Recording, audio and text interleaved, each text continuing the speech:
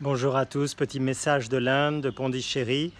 Comme vous le savez peut-être, c'est un des pays les moins touchés pour l'instant par le coronavirus, avec très peu de cas proportionnellement par rapport aux billions et quelques d'habitants qu'il y a.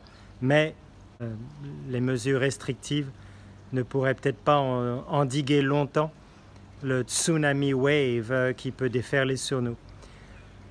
En cette fête de Saint-Joseph, ou plutôt solennité de Saint-Joseph, ce si grand saint, eh bien, nous avons fait prier tous les petits-enfants sidéens ici et les adultes pour que Saint-Joseph protège la famille des enfants de Dieu et toute la famille des êtres humains. J'ai demandé aux enfants de particulièrement prier pour les gens qui ne connaissent pas Jésus, qui n'ont donc pas l'espérance que nous, chrétiens, nous avons dans la résurrection des corps. Je dis ça pour tous ceux-là qui meurent, qui sont proches de la mort, et pour tous ceux qui sont athées, mais peut-être surtout pour ceux qui ont entendu le message chrétien et qui ont rejeté Dieu complètement, soit explicitement, soit par leur manière de vivre depuis des années et des années.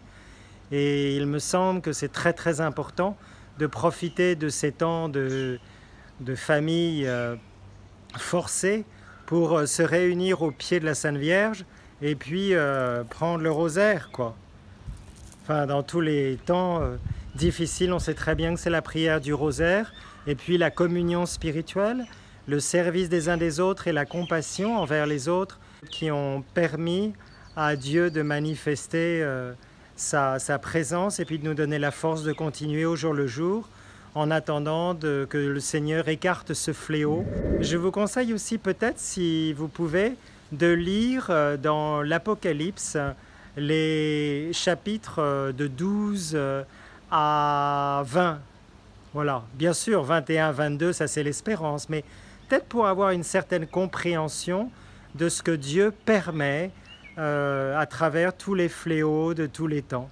En prière avec vous. À bientôt.